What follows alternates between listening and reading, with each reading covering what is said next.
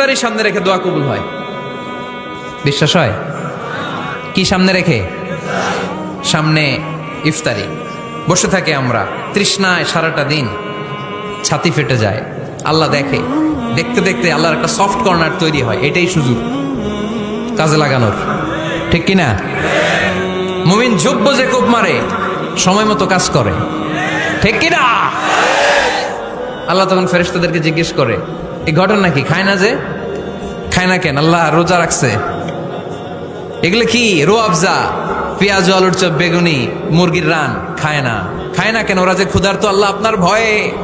তাই কি চায়? আল্লাহ আপনার কাছে ক্ষমা চায়। ক্ষমা চায়, আল্লাহ রহমতের দরিয়ায় জোশ খেলে যায়। আল্লাহ তখন বলে, আমারে দেখছে নাকি ওরা? ফেরেশতারা বলে, না দেখে নাই। আমার জান্নাত জাহান্নাম দেখেছে? না দেখে নাই।